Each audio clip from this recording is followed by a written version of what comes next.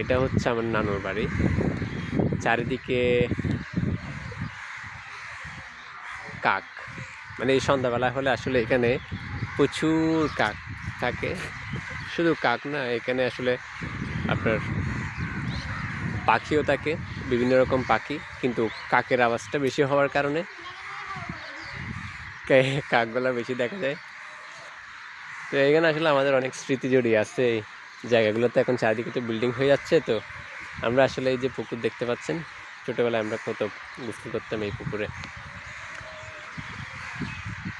এই যে দেখতে পাচ্ছেন, এটা হচ্ছে ভিক্টোরি স্পোর্টস জোন, অর্থাৎ টার্ফটা আমাদের চত্বরের এখানে যে টার্ফটা আছে এটা নানুর বাড়ির মাঠের মধ্যে হয়েছে আর কি।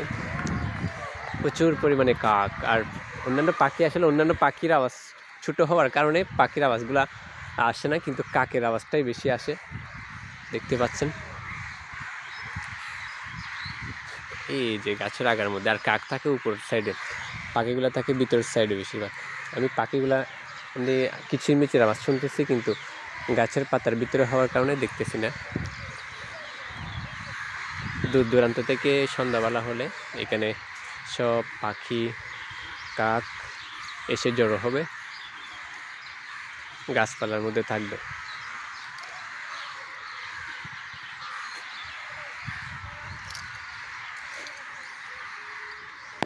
অন্যরকম একটা অনুভূতি। ওই যে ওই সাইডে পাখি দেখা যাচ্ছে, এদিকে গাছ আছে এদিকে। বেশিরভাগ ক্ষেত্রে প্রতিটা বাজারের আশেপাশে আসলে এই ধরনের পশু পাখির বাসস্থান দেখা যায়। সন্ধ্যাবেলা হলে সব পশু পাখিরা আসে, এসে একসাথে জড়ো হয়, রাতটা এখানে কাটায়। রাত কাটানোর পরে তারা আবার চলে যায়।